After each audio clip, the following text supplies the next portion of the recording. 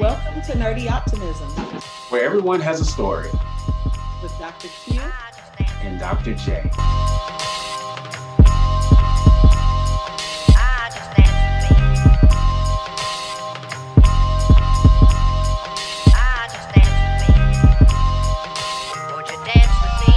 Welcome back to Nerdy Optimism. I am Dr. J.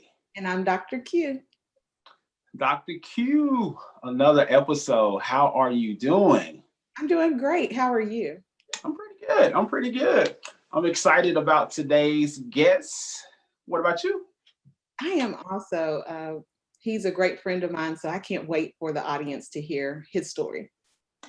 It's a pretty good story. I was taken aback. I met him once a long time ago, but it's just one of those things when you meet someone, you have no idea.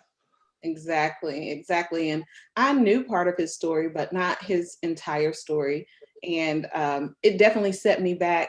But I'm so grateful that he shared because I feel like it'll help so many people. Absolutely. I guess before we get started, I've gotten many messages about just how nerdy are you guys, right? And so one of the questions that I got this week was, how nerdy are you guys? Is it more Star Wars nerdy or is it more biology nerdy? Care to tackle that question? Well, I'm not going to say Star Wars, but I will say Star Trek. And definitely biology. I'm a biology nerd.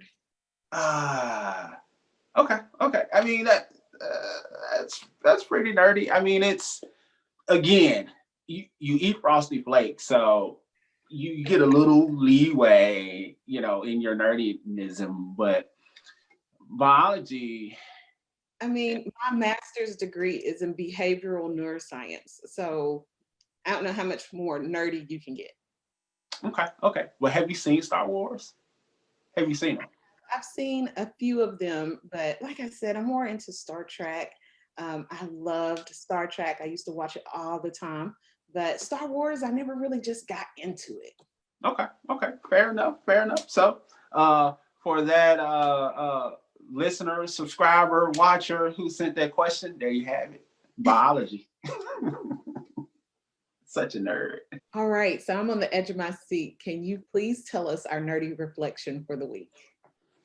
So after listening to Thomas James, Mr. State Board, got me to thinking about, I believe the year, I don't know the year, but I was in high school, and for Christmas, I got some fresh Jabot jeans, Jabot shirts, Okay. some new kicks.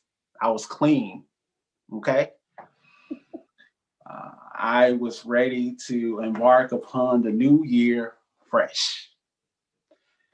I remember getting up on the weekend. I think school would start that Monday. And I remember wanting to go get that fresh cut maybe that Saturday. I walked to the barber shop. As I get closer to the barber shop, I realized that, man, it's not a lot of cars there. What's going on today? I get to the door and the barbershop is closed. Oh. I was devastated. There's no way that I could go to school with my hair looking the way that it was looking. I needed a fresh cut. So I did what any other young teenager would do. I took the matters into my own hand. I borrowed one of my friend's clippers. So I go home.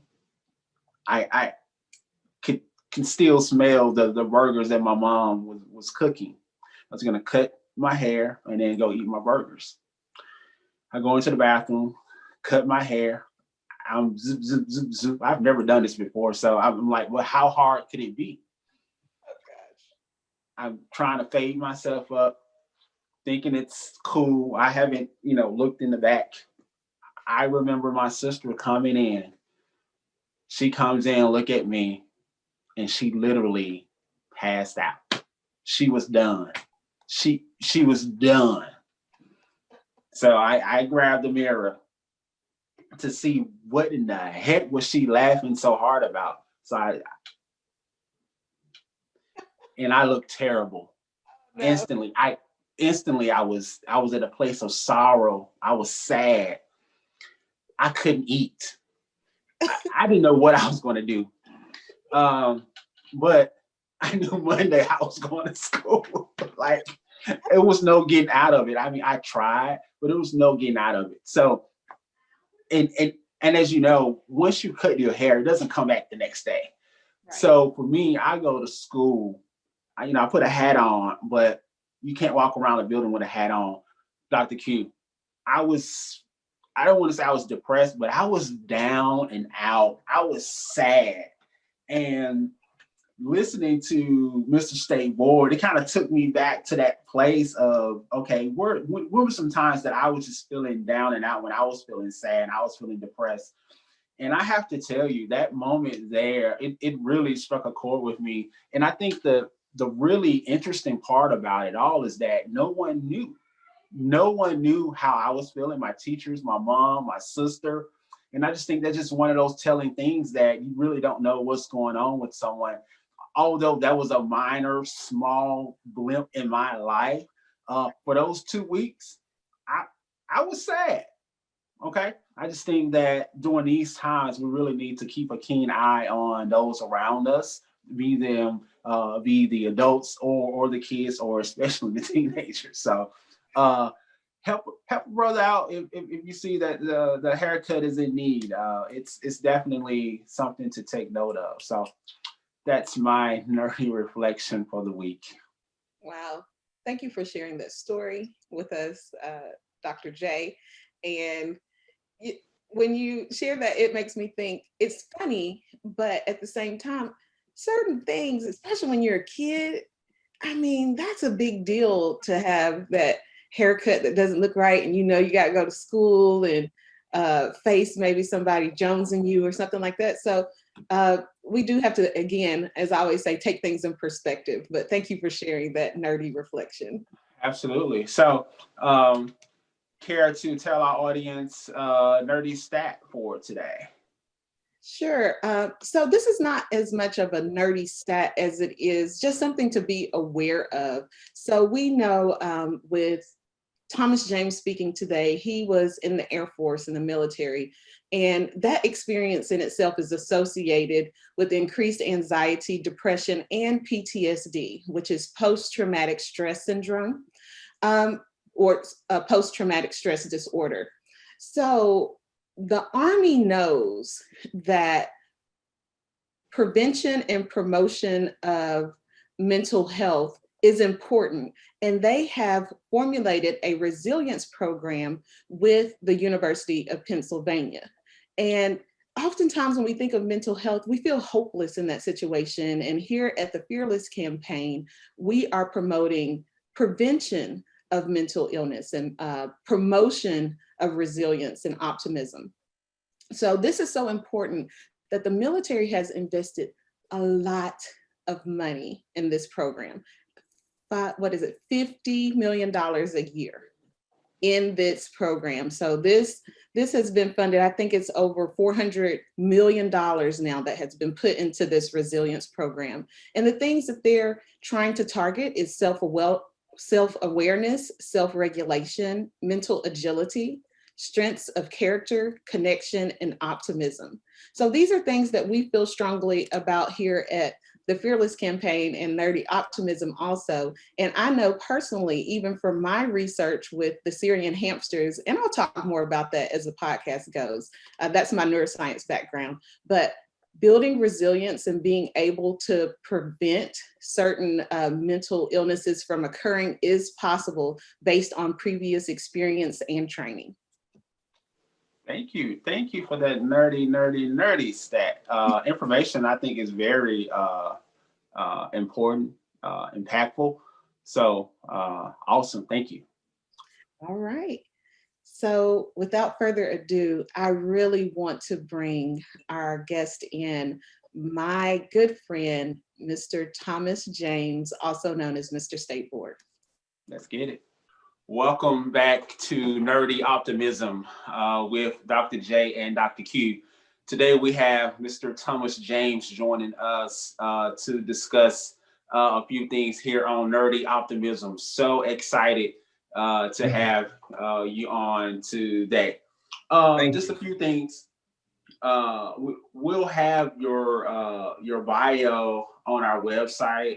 Read your bio. I mean, I think people are going to get a big treat when seeing where you started from, where you went, how you navigated, and where you are now. So, man, excited to have you on today. Thank you, thank you, thank you. Thank you guys so much for having me too. Thank you. Thank you. It's an honor. Mhm. Pleasure. So Mhm. I am super excited to have you on, Thomas. Thomas is actually one of my best childhood friends. So I'm just so honored that he would come in and share with us. But to start out, tell our audience a little bit about yourself. Okay, well, Thomas James, 39, 38 years old, married of 10 years as of yesterday. Yesterday was my anniversary. Thank you. We have two children, an 8-year-old, a 1-year-old, from Murfreesboro, Tennessee. Um, an Air Force veteran, graduate of Austin Peay State University in Clarksville, Tennessee. Um, we own third generation barbershop here in Murfreesboro, Tennessee. I am a barber instructor, author of a book which helps barbers as well as cosmetologists pass their state board exams. Um, yeah, that's pretty much me as far as presently me in a nutshell. Awesome, awesome. So again, that bio will be available for you to read more about Mr. Thomas James. But let's really just dig right in. So on the Nerdy Optimism podcast, we discuss mental health and those moments in our life where we may have had something that happened that caused like a crisis or a moment of, we discuss mental health and maybe that crisis moment that had an impact on your life.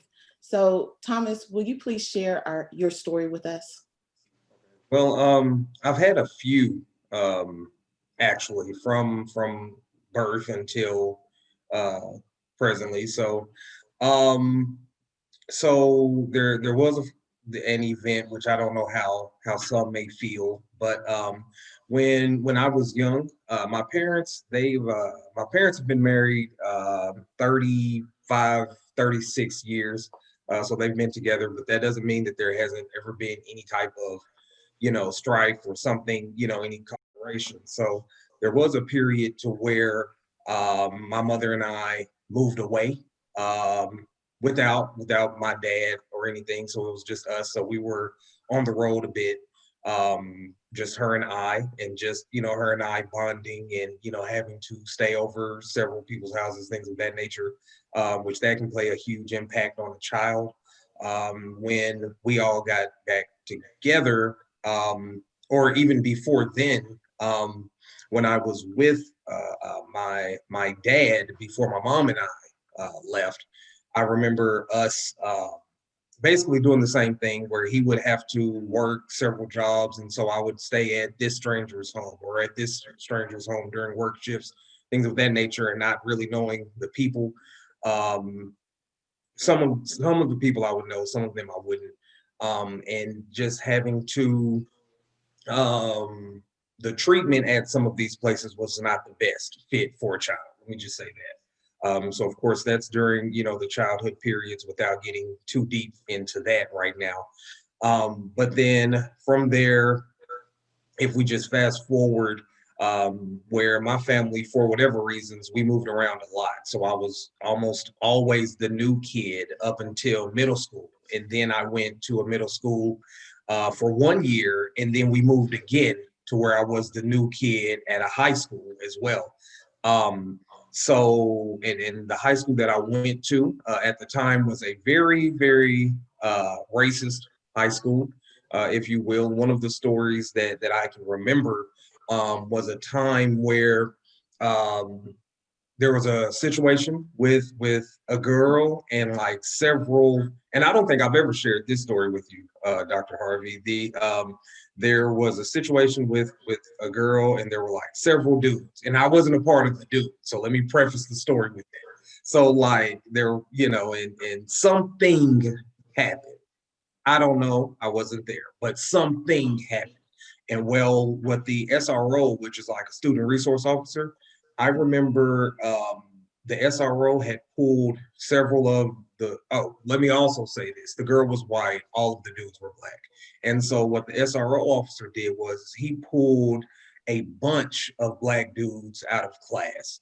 And I remember getting interrogated about the scenario, and not even of me being there, but like if I don't give the information of what I've heard of the incident, that I would be in trouble myself.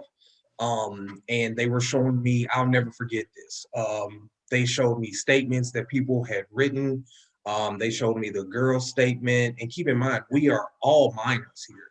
And I really remember the policeman saying, well, hey, like we haven't involved anybody's parents, so no one is really getting in trouble yet. And I was smart enough to, after like one, I repeatedly told them like, hey, you guys are asking me to tell you about something that I wasn't there. They were like, yeah, but we know that you're popular amongst your people. I'll never forget that phrase. I'm popular amongst my people. And and I know you've heard, the stories of what's been going on and this and that, but if you don't tell us what's going on, like you're going to be in trouble as well, and this and that. And luckily, I was smart enough and had an open relationship with my parents to say, well, I know you're not supposed to be doing this to me without an adult being present. Like, why is it me, two police officers, and a football coach in a room being interrogated? Like, for things that I was not there, but you want me to give information of hearsay, basically, is what you're doing.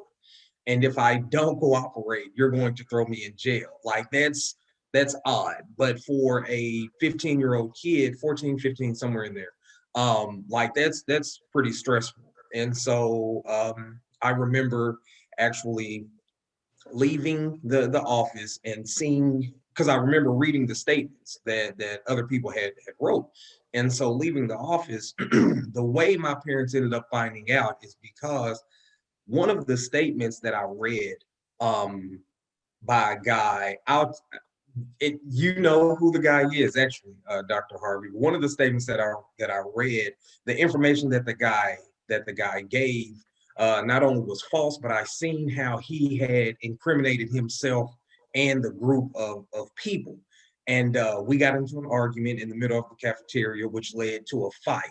And the reason why he didn't get into further trouble was, of course, when a fight happens, breaks up, people's parents get called, things of that nature. And then when I was able to tell my parents and then also tell his parents, he was black as well, and told his parents the reason why he and I were fighting, his mom just started crying, like right there in the office. And she was like, hey, why would you write these things about yourself, this and that? And then she got her composure, and then she told the principal, like, hey, who was interrogating my son? Why was I not involved? What is this? What is that? And then they tried to keep it all under hush and under wraps because fast forward in typical, uh, not all the time, but sometimes in typical fashion, the girl was lying, and her dad had found out about the guys, and so she was trying to cover up, what was going on. So the school apologized. And the craziest part, and this has nothing to do really with the story, they tried to compensate it by giving the dudes free lunch and an open period for study hall, so that instead of them doing like 6 periods for high school, they only had to do 5, and that their lunches were free and that their class rings would also be free. So in other words, they tried to bribe the kids. Um, And as far as I was concerned, you know, when you fight in a school, you are supposed to be suspended in some form, in school suspension, outside, whatever. No, they acted as though the incident never took place. It's not on my record anywhere, nothing. Like it's perfect. But anyway, so that's one incident that happened at the high school. Another incident was we had a big race war in the school. It was after a pep rally. And I remember we had two transfer students, they're twins, that came from Riverdale High School. They came to our high school. They are either one or two classes ahead of us, Dr. Harvey. You know these twins as well. But so they came to the school and basically they weren't going. So like the stuff that a lot of people of Smyrna were used to accepting, these two individuals were not willing to go. And basically all the Black students at my high school needed to do was they just needed a leader or a spark or something. And when I tell you these two twins gave the spark for the revolution, they definitely did. And yeah, we would continue school, and at one time the school became almost segregated. It was like to the point to where wherever the line was, our toenails were on it. To where I remember being in a classroom where I was in honors English, and then I was removed where it was still honors English, but it was just me, two other Black students, and then this Asian girl that we were able to do our honors English in a cafeteria, while while our white counterparts were still in class, and then a few of our classes were like that. And so that was high school. Graduated there, went to college, um, played football there, had fun, left college, joined the military. And so while in the military, doing a basic training, all that stuff, which is something, you know, my reason for joining the military, I joined the Air Force. And honestly, it was because of all branches, the reason for joining was my cousin who was already in was talking about the living conditions, saying, man, hey, if you have to join, you have to go Air Force. Like our facilities are better, our physical requirements are not as high. Like you know, it's a mental thing. Like you're not just a number. Like you are actually going to be working, doing stuff. You will feel useful, but all that extra stuff that comes with it, you know, like that's not an Air Force thing. So thinking that that's how it would go, that's what I joined. And then my second day, or I'm sorry, my first day of after basic training, which is a mind game nonetheless, but like I was able to handle it. That was whatever. My cousin set me up for that. But then my first day of what we would call tech school, where after you've graduated from basic training and then they teach you what your job is. Well, September 11th happened, right? And so the scenario that happened with that, we marched early in the morning. We get down to the bunker. They put us all in a room and we're waiting, and time is going, time is going, time is going. And we're all just looking at each other. Oh, let me say, I'm a veteran intelligence analyst. So people ask what that is. When it's one of those where the government tells you secrets about other countries and even your own country. And our job is to fix whatever the problems are that are messing with the mission. And the mission can range from it's a lot. Like the missions are whatever the United States says we need to do to make the United States go forward in another country. That is the mission. So I'm a guy that would have to get information.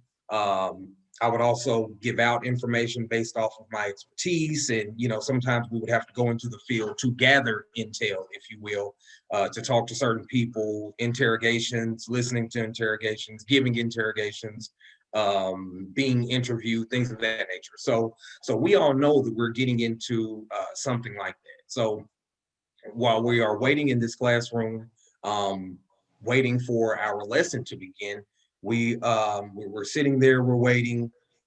and nothing's happening. Nobody's coming in, and we're all just trying to encourage one another and saying, "Hey, this is just part of the test. This is day one. Like just everybody stay calm. Like there's cameras all in this room. They're looking at us. Like everybody just be cool." Then all of a sudden, somebody comes in with the television, turns it on, walks back out the room, right?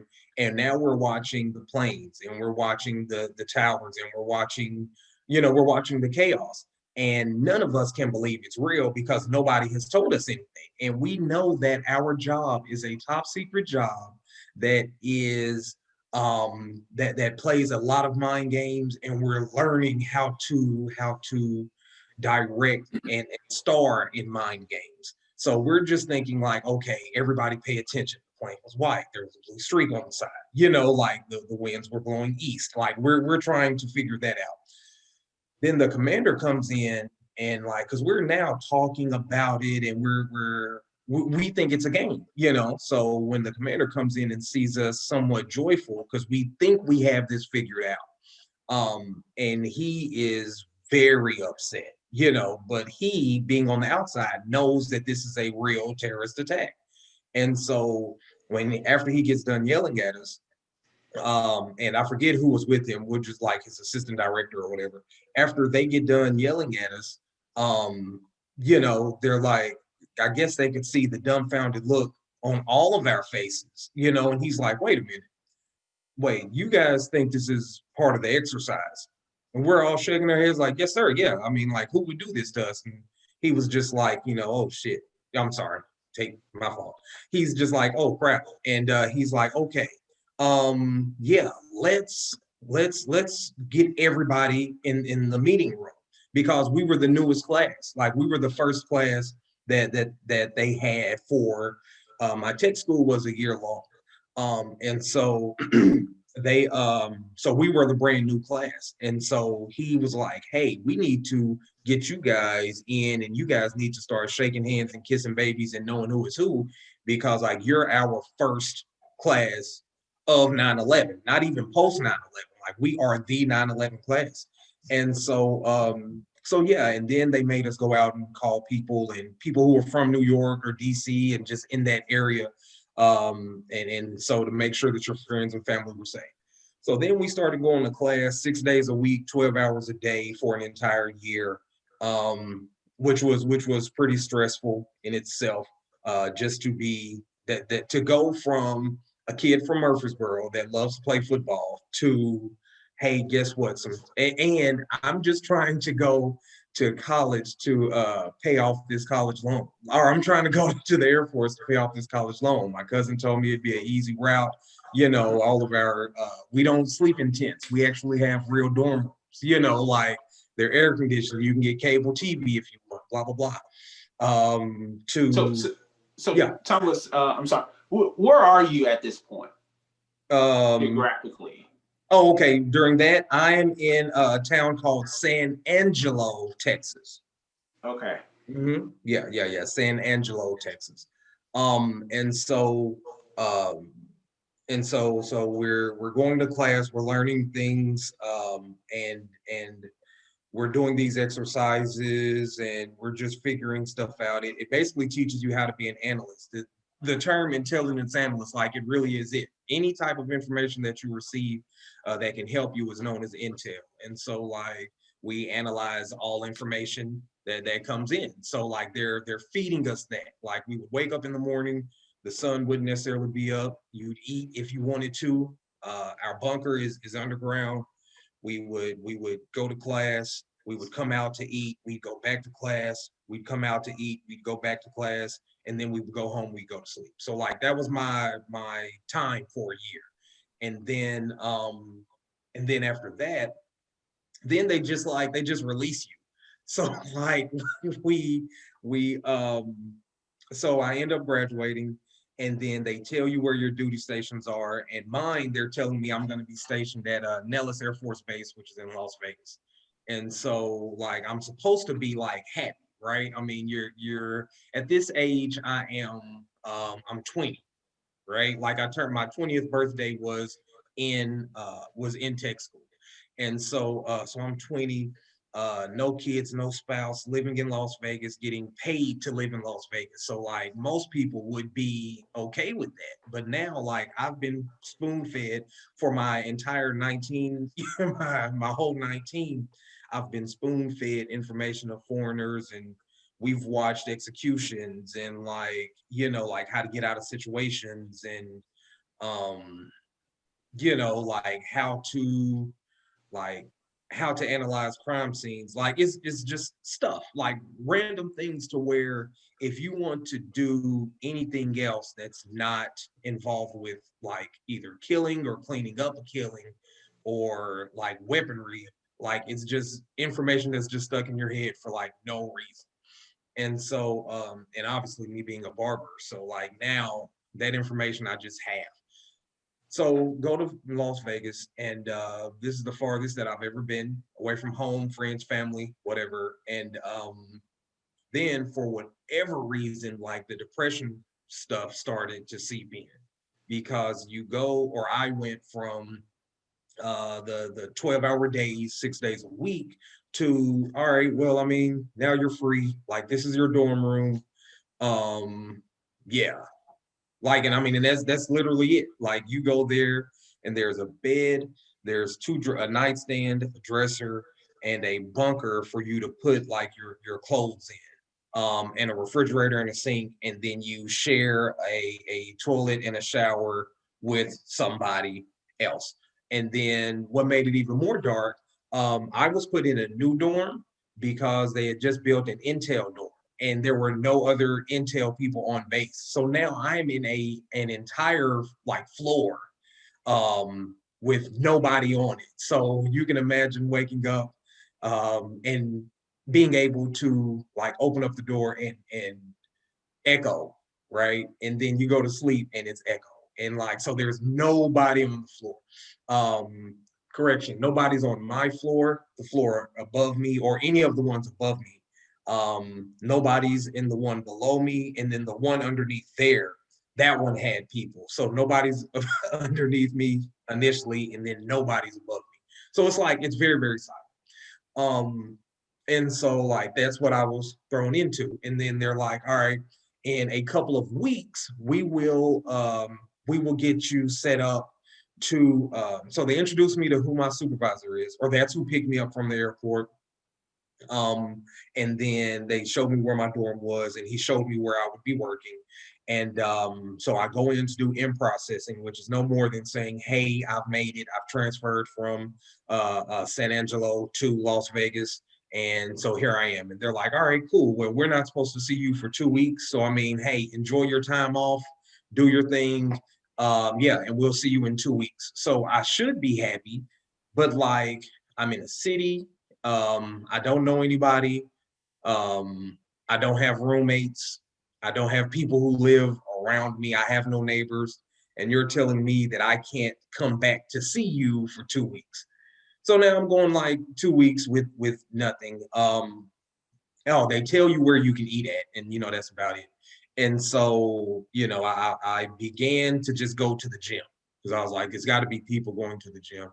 And so that's where I met a couple of people, do orientation, all that stuff. And now my job is a regular 7:30 to 4:30, where we're just collecting intel, giving current intelligence briefings, things of that nature.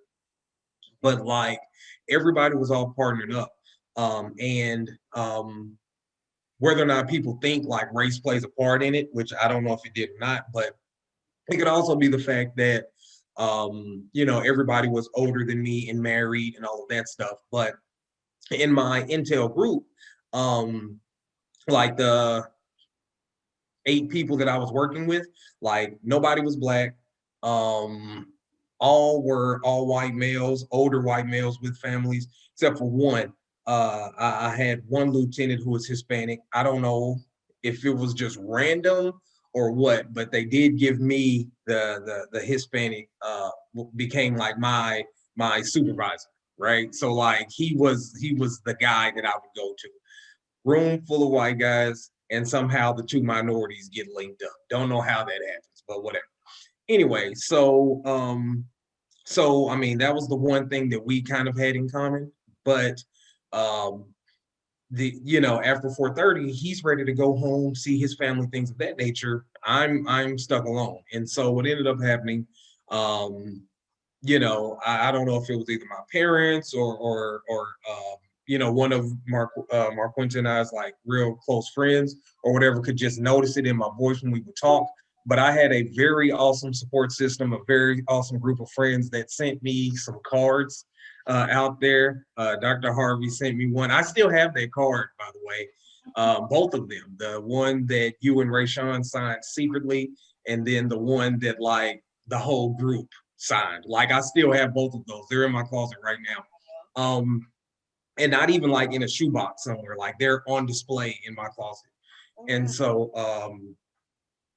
yeah, like I mean, I don't know why, but just like depression just set in. And then there was an incident that happened to where I had to go to, I hate to use the word crazy house, but like I had to go to the hospital has 2 floors for like regular stuff.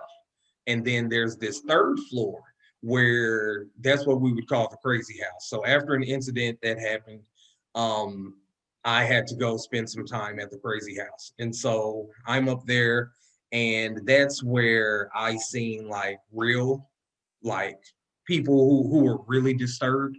It was like a couple of us that were, I don't want to say normal because that like disrespects those that are like really going through stuff. But there were a couple of us, and by a couple, it's like 2 or 3 we had similar situations that we had to go to like this focus group, and we would have to talk and like counsel one another and things of that nature.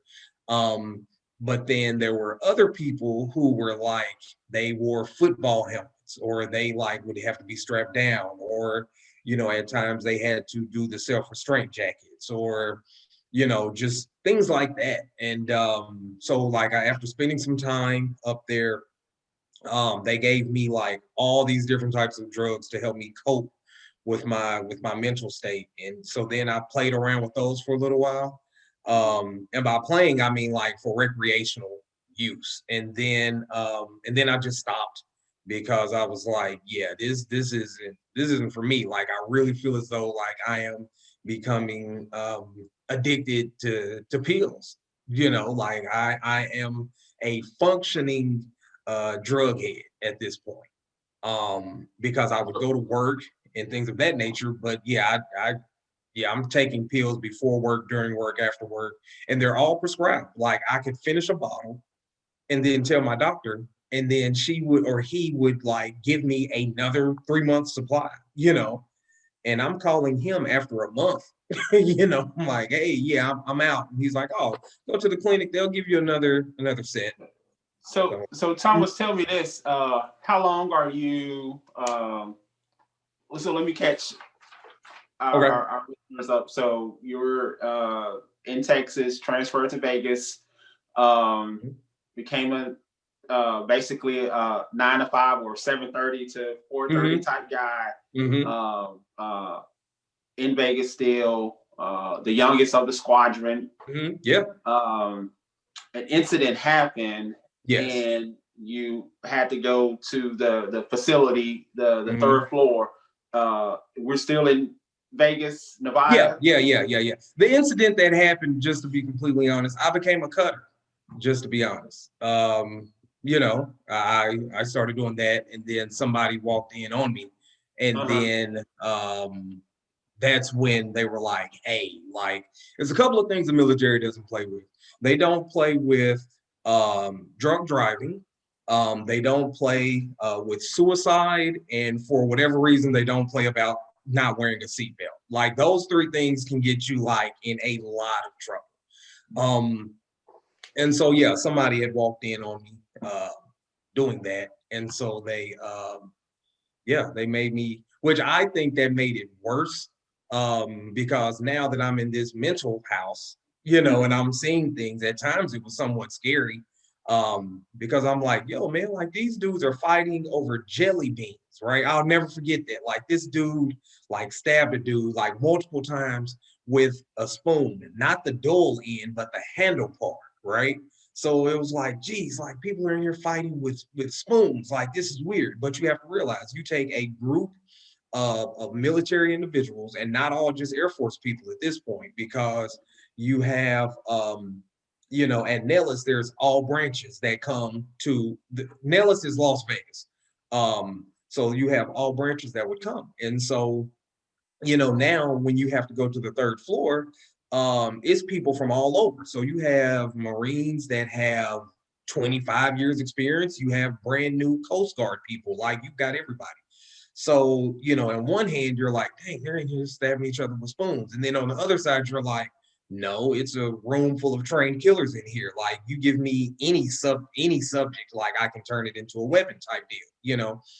And so anyway, so like let's fast forward. I'm doing pills, all this other stuff. And then to help me with my illness, they feel as though that I just need to get some fresh air. So instead of giving me time off, they shipped me to Afghanistan. And so it was, hey, like this is what he needs. He needs a new breath of life. He's an intelligence analyst. Like we need those over there, like let's make it happen. Right. So then they're like, look, you're gonna go see the world, blah, blah, blah.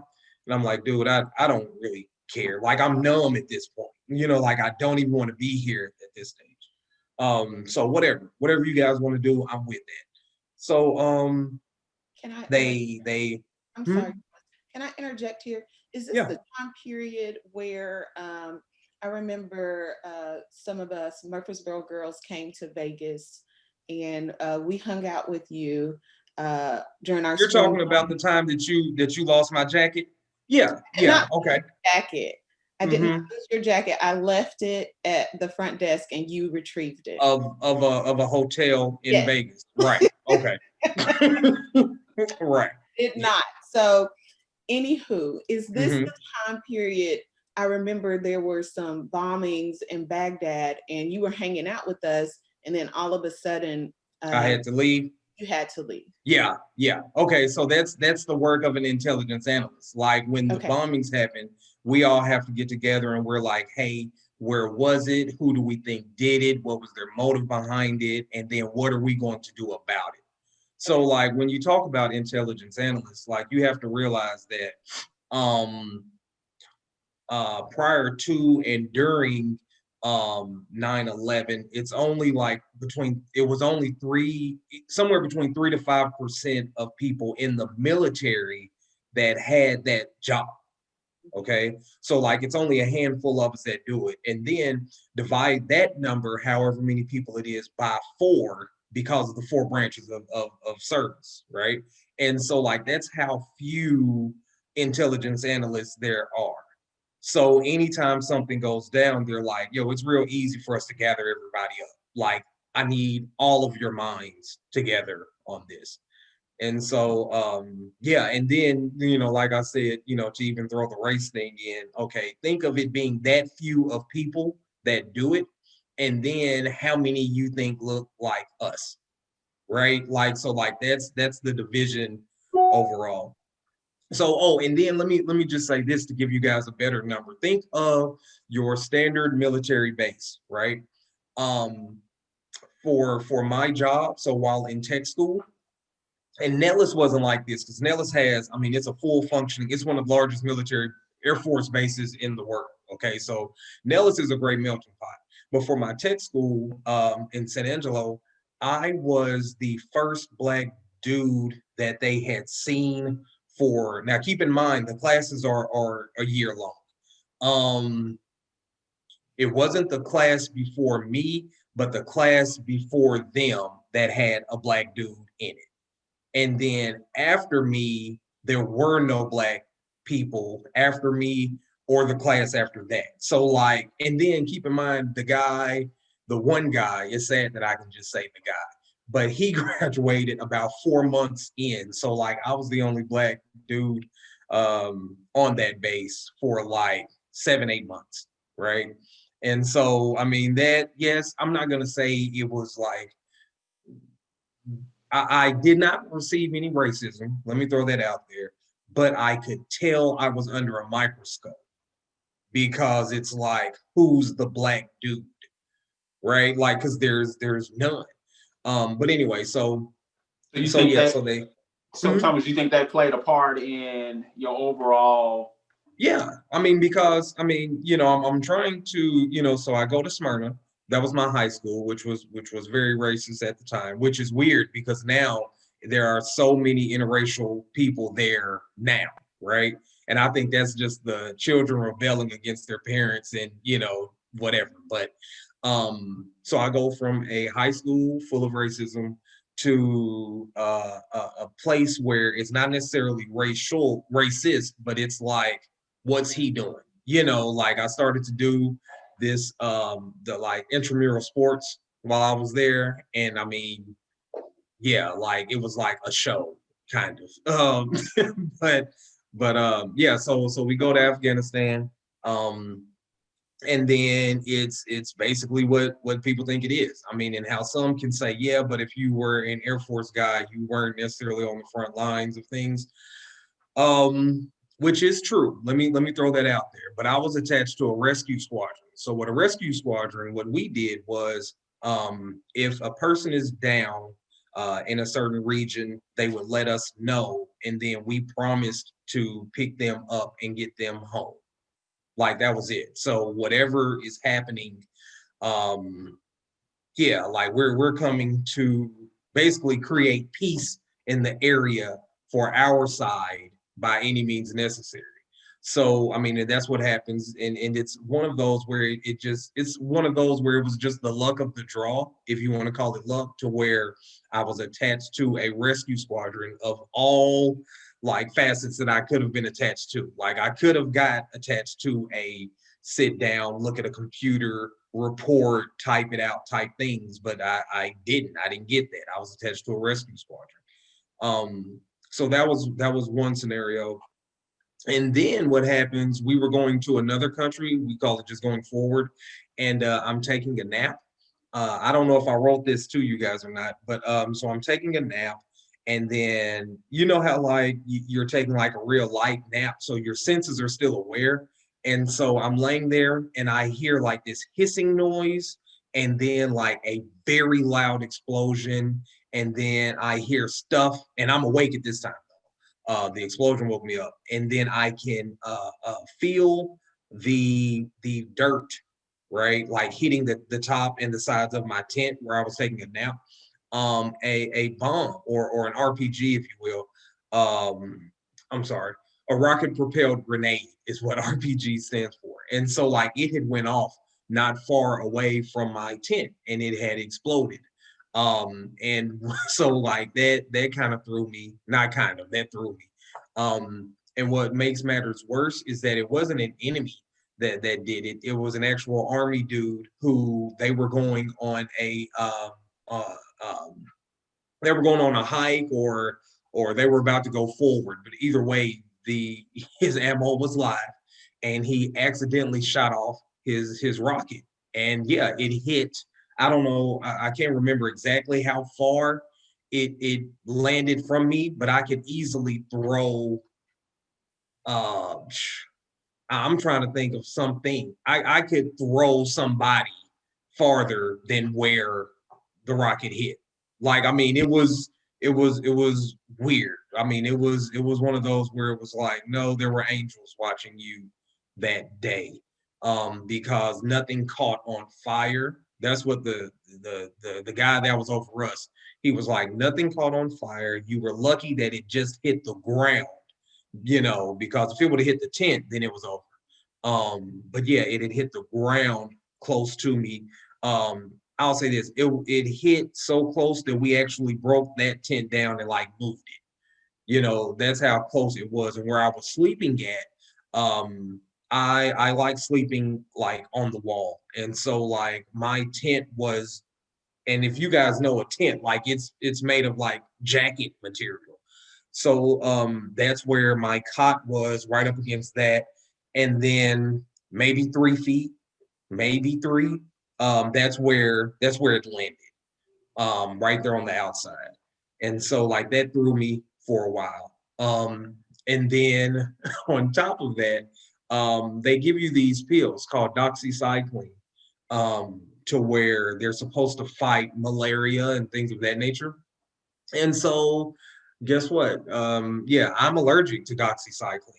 And so I didn't know that until after I started taking the doxycycline. And then, so the allergic reaction that I had was that it tore holes in my stomach.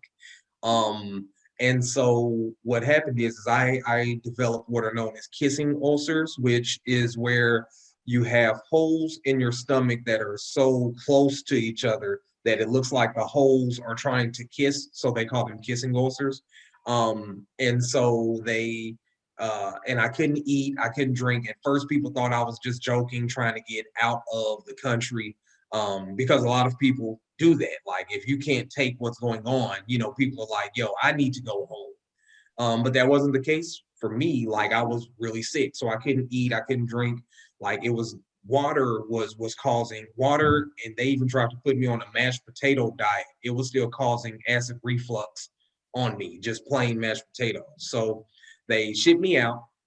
And this is where I will say this part was kind of fun because I was having to go to different countries, to where, they were like, hey, you're going to spend 2 days in this country and you'll spend 3 days in this country and yada, yada, yada. So, like, I'm island hopping. And then I finally get to Germany, and, so they seal it. It's a very quick procedure. And then they're like, hey, we're going to give you, and this is where the story gets a little crazy. This is why I'm telling you this portion. So they give me a set of orders so that I can get back to Afghanistan. Because even though they just shipped me around and they just sealed my stomach, my tour is not over. So you got to go back.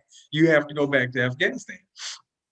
And so they give me orders, and then they give me like this voucher. And what the voucher is so that a cab or a taxi will drive you from the hotel, not the hotel, from the hospital, to the airport, right? And that's what it's for. It's a one-way voucher. Um, and so they send me to the airport, and then yeah, so the airplane was broke. And so they were like, yeah, so since the airplane is broken, it's gonna leave out in a couple of days. If we can get the part, yeah, feel free to just hang out, just hang out.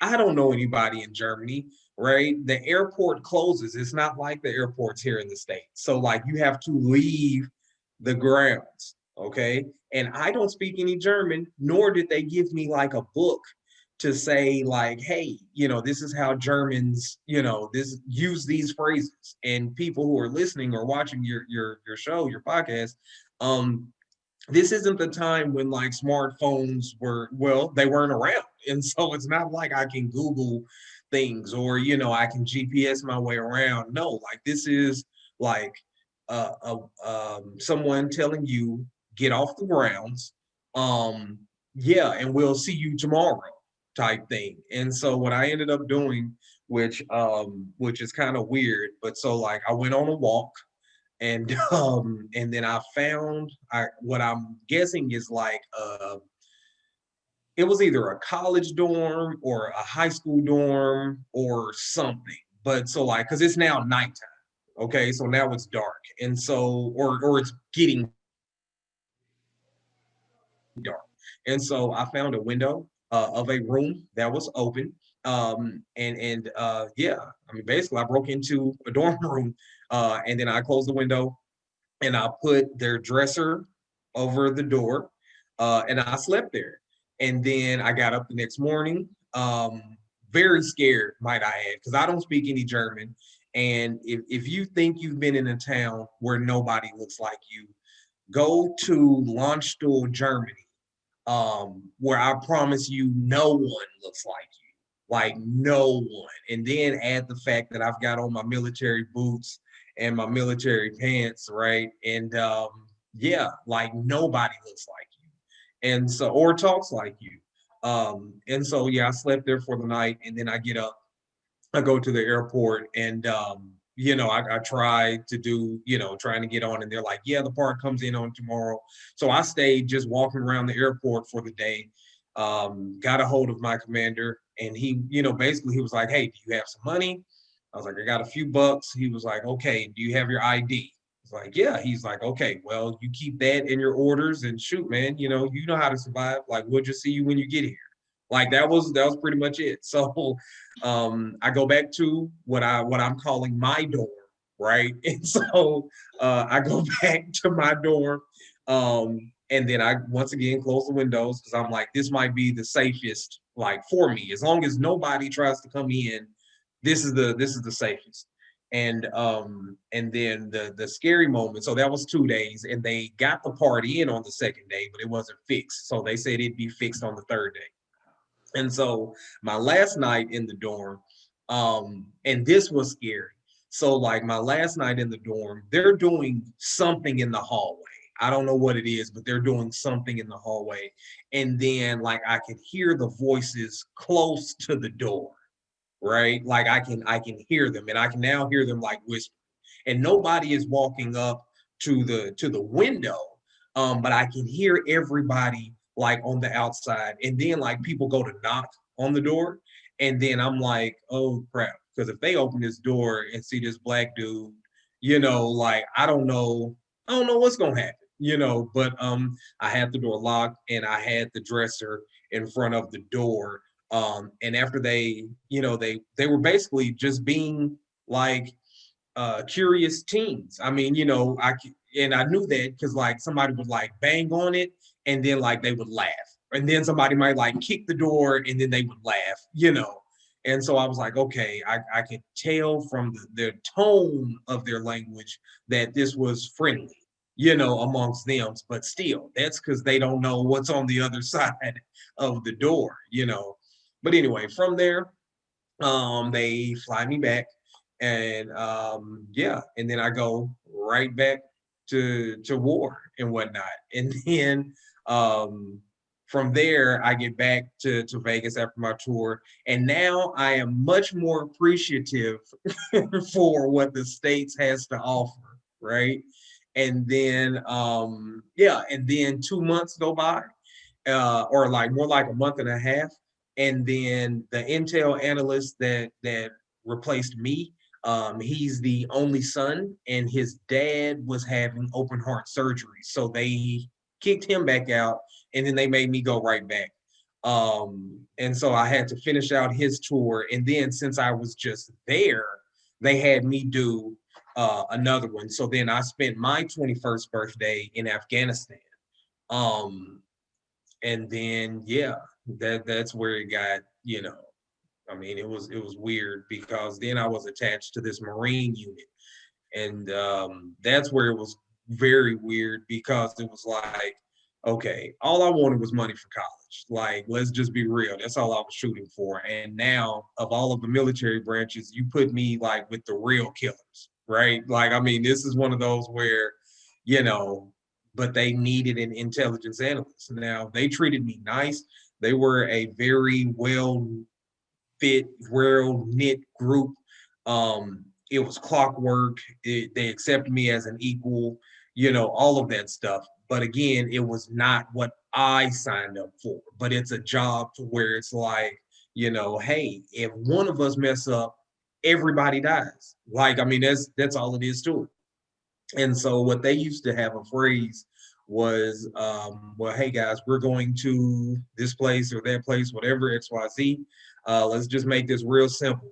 If it's not black or white, kill it. And they're talking about like race. Like they knew that I'm black, two other dudes were black, the other six guys were white, and they were like, yeah, we're not gonna see any black or white dudes here. So if it's not black or white, like knock it down so we can all go home. And that, I mean, that was it. And then, after that, go back to Vegas, and now I am 21. Um, and so yeah, and then that's when like just fun stuff, started happening. And then, I started to accept Vegas and this and that. And then like the tours that I would go to after that, they just became easier until in my head, I was like, yeah, you know what? Yeah, soon as my time is over, like I'm out. Like there's no, don't ask me about like renewing. Don't ask me any of that. And then I still had an obligation. So whenever I went back to, I finally moved back to Tennessee, and thought that I would be okay to just be a regular person until I was called out of a college classroom once, to do some training and some meetings at Fort Campbell, in Kentucky or Tennessee, whatever you want to call that area. So yeah, I had to do some more stuff to where I was like, geez, like I really just want to be left alone. Like that's what I wanted. And then yeah, there are certain things that like even so that's like the story. But then as far as the aftermath, I mean, there are things where certain noises I don't like. There are certain smells that take me places.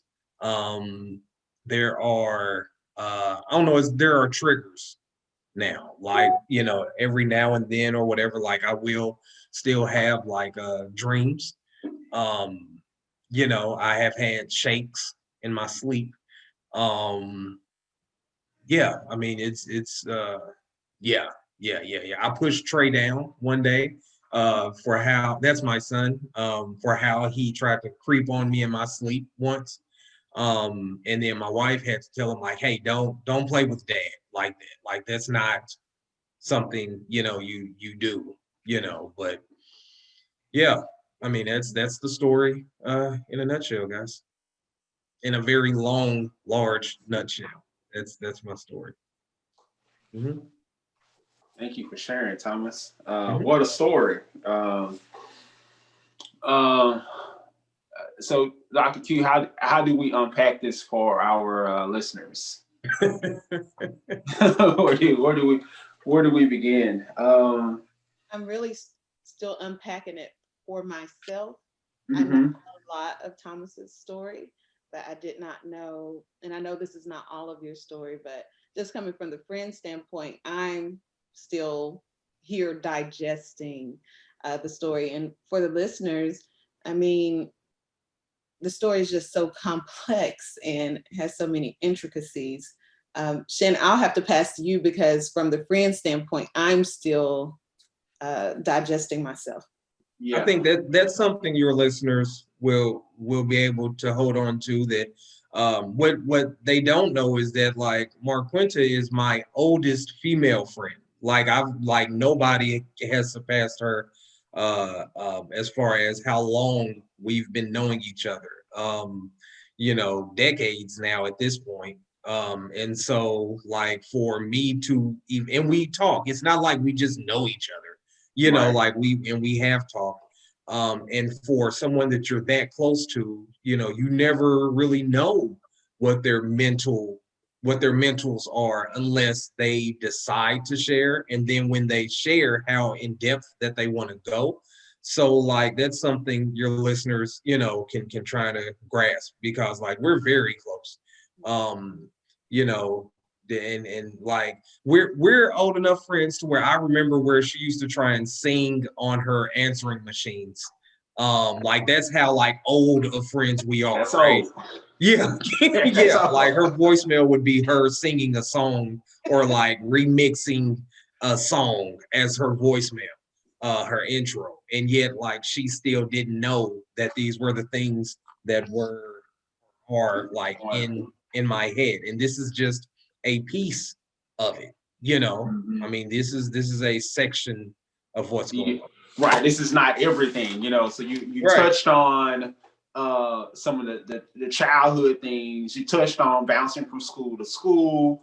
You touched on going to college. You touched on athletics. You touched on I don't want to say being a rebel, but you touched on wanting to leave Hmm. Clarksville and go to the military to get money to pay for school.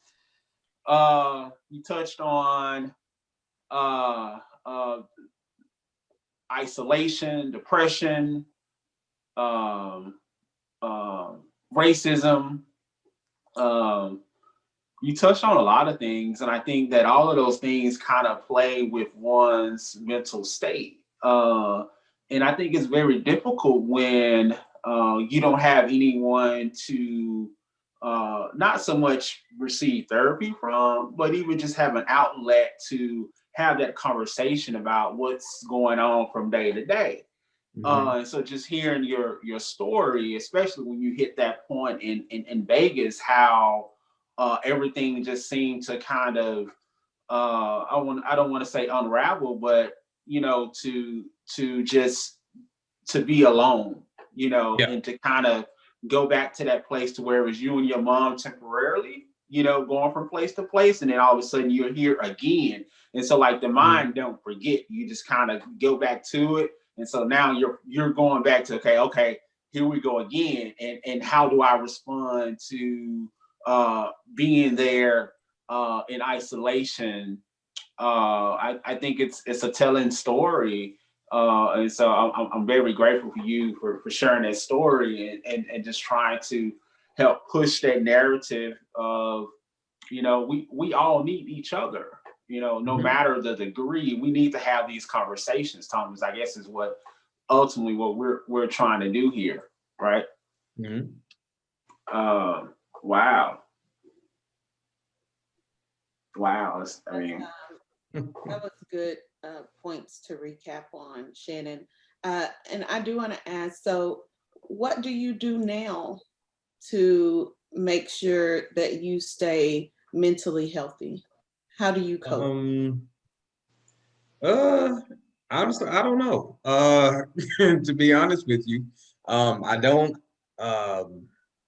I don't see it. I have seen a therapist. One of those mental health. Like the military, they issue you one. Um.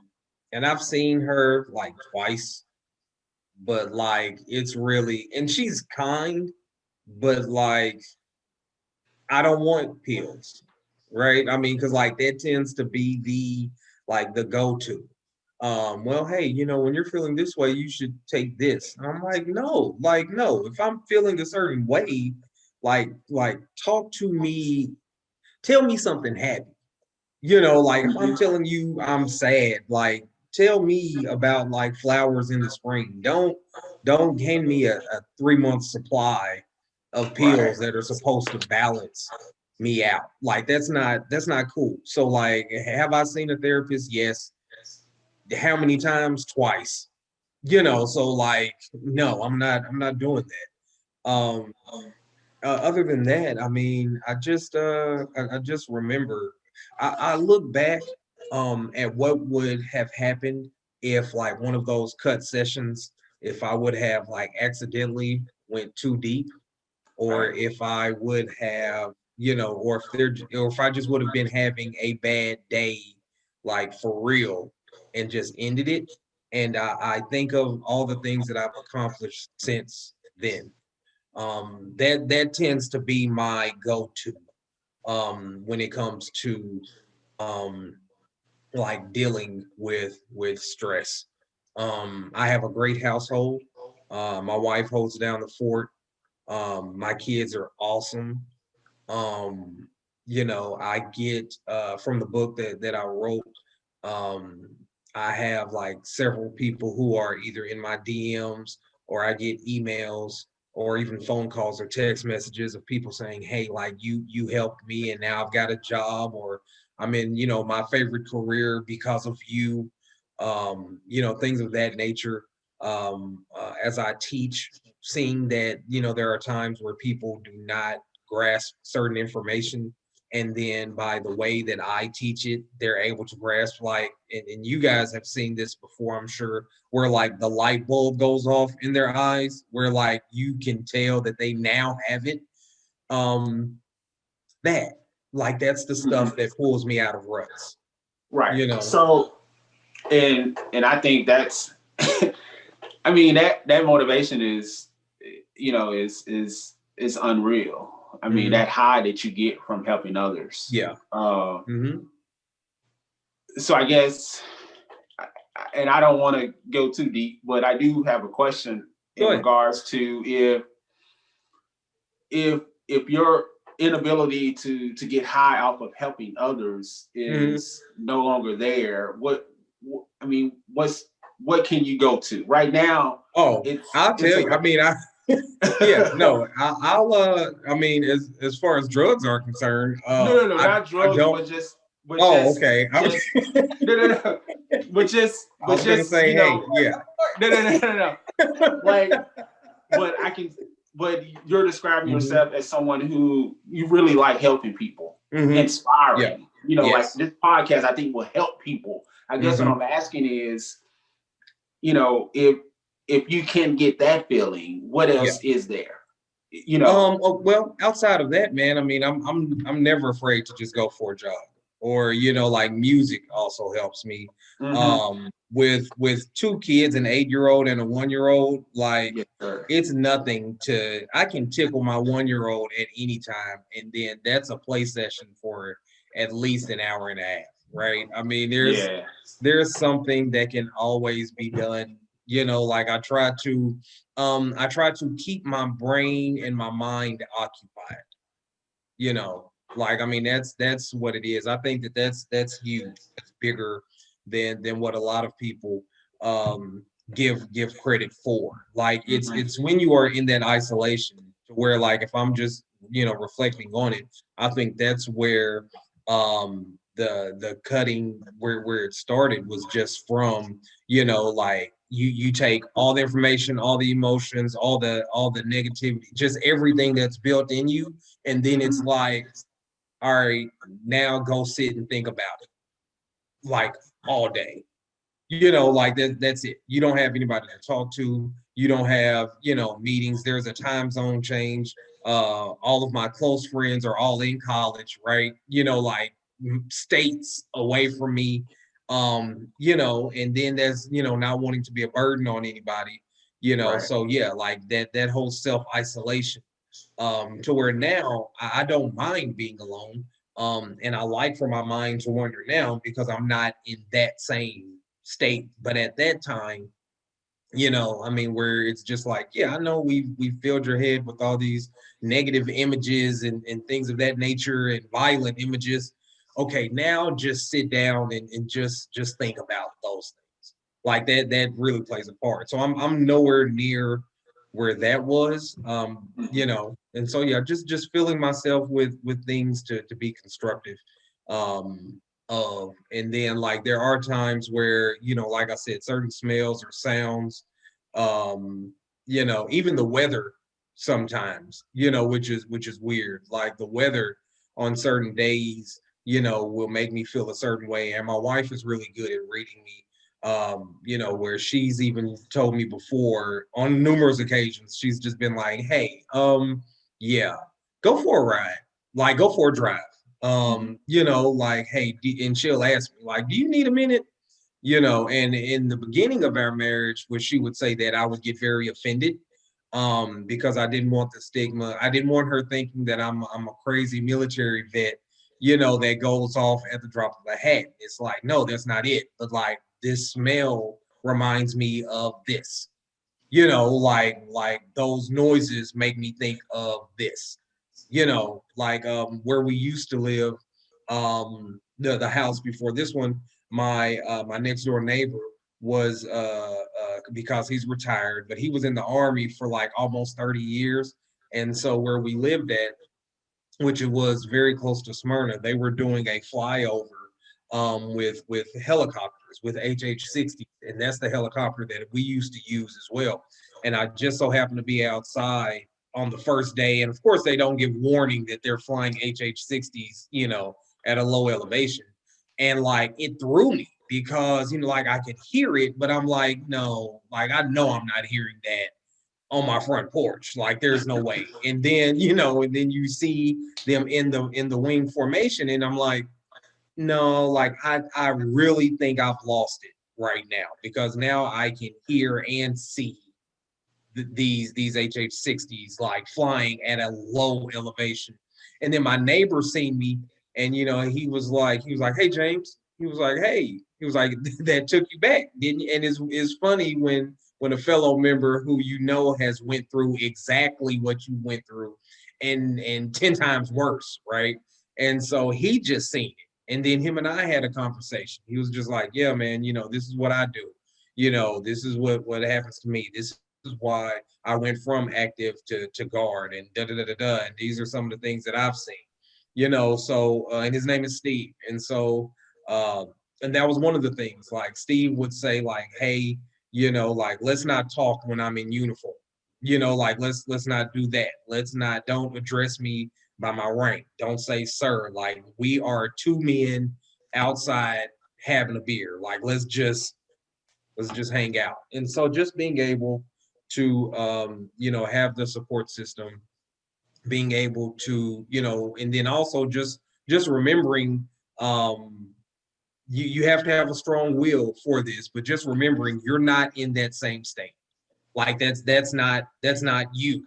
I mean, no matter what skills or whatever that you have, like just reminding yourself, like that's not you. Like, you you've gained some weight, you have some kids, you have a spouse, you have a bigger home. Like you're not about to run outside and have to go run out of offense or out of fear for like 4 miles. Like you don't have to do that ever again. So just reminding yourself of where you are and not where you were. That's huge. That is huge. Awesome. Awesome. Sounds like Um, you learn to center yourself. Mhm. Like centering exercises. Oh yeah, my the books that I've read once I like really had a grasp on what I'm doing or where I am, like have definitely changed. To where I used to only read books about like history and finances, and then I had to add books like Sun Tzu's like The Art of War and by Know Thyself by Dr. Naim Akbar, and just like and even religious books, and not just Christian based, but like there's a book called What's the Difference, where they talk about many different religions, not to sway you, but just like basically history lessons on religions and just things that allow you to just think. Like there's no physical actions for you to do right now. Like let's work your brain out. Things like that. So it helps. It helps. so Thomas, man, I think our audience is gonna love hearing your story. I think they're gonna relate to it. I think you ultimately will help some people. I really do. It'll work. Like I said earlier, your bio is going to be on our website. Hmm. I know you're doing other great things here in Tennessee or across the United States. Hmm. How can our viewers find you on the gram or Facebook? Yeah, that might be best. Um, but just because like everything I do now is somewhat centered in the beauty industry. Right. But still, if they want, which I don't know which email address I gave you guys, but the Thomas _D _James at Yahoo is a way people can, if they just want to reach me. If they want to do it on Instagram, which I'll answer that probably faster, but it's Mr. State Board. That's a MrStateBoard. That would probably be the best way to just reach out to And just as a plug, me. you're currently helping people pass that state Oh, boards, correct? yes, yes, yes. Why not? Why not share that information? Yeah. So like those that are needing to any type of help with their state board exams, as far as barbering and or cosmetology, even estheticians, I found out that this book I have. Basically, I wrote a Cliff Notes version of the textbook that they need. Those books are normally about like 900 pages.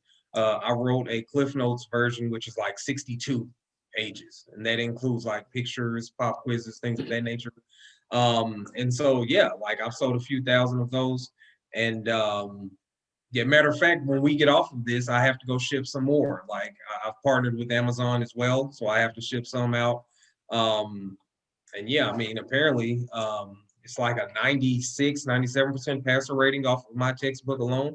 So, I mean, it is helpful. It's not me trying to sell snake oil or anything like that. Like, it really is truthfully a helping quick read. actually. So yeah, that's me. And the tests, are they national tests or state tests? Great question, man. You're good at this. So many people, they have asked me, like, the first question is where am I from, and then the next question is like, will it help me in my state? And actually, yes, it will. I have worked with several state boards. I have spoke at several conventions, national conventions. The barber as well as cosmetology license, they are all state licenses. So it's not like one test overall. But what I did was part of my research is I took the guidelines from all of the states and found the similarities, and then I wrote my book based off of that. And so that's why it took me so long to come out with it, because I was doing research for 50 different locations. Well, 49 at the time, because one of the states did not have a board. And so yeah, no matter where you are, and that's what my Instagram will show. That, just the other day it was some people from California, and me being from Tennessee, so obviously it works here. Atlanta, really the city of Atlanta purchases a lot of these, so it's good in Georgia as well as Florida. I talk a lot in Nevada, as well as New York, so they're good in those states. I do some talks in Illinois, as well as Philadelphia, so they're good there. I mean, they're good. The book is good. Oh, and I shipped my first book to Hawaii, which that was a celebration. I actually took myself out to eat with that sale, because I was like, wow, I'm actually reaching people like everywhere. I need to put a map up of every state that I've sold a book, and I want to say it's a handful of states that I have not reached. So if you have any Alaskan listeners, like, I'd love to ship some books out to Alaska, as well as Wyoming and Idaho. Those three I know I've never shipped. So yeah. Good deal. Good deal. Well, thank you so much, Yeah. Thomas, for coming on and sharing your story. We appreciate your time and your openness with our audience. And like Dr. J said, I think that this story will touch so many people and help so many people. So again, thank you for your time. Yeah, and this was therapeutic. So what you guys are doing is great. Like, I can't think of a time. I don't think I've ever just sat and been like, all right, look, this is what has been bothering me. So I mean, I really think, or has bothered me, past tense. So yeah, I think what you guys are doing is great. And if anybody is hearing this and like would like to share a story, I think you guys should definitely reach out to Dr. Q or Dr. J and like share. I mean, they're probably, real receptive of new information. And then, to those that are watching and listening, like, this really is, if you're wondering who you can talk to, I'm pretty sure either of these two will listen to you. So yeah, thank you guys for the platform. Like, it means a lot. Definitely. Thank you, Tom. All right. No problem. All right. So until next time. Everyone has a story. Everybody. Kind, progressive flow. Show me my competitors' race and let you see they ain't nothing like mine.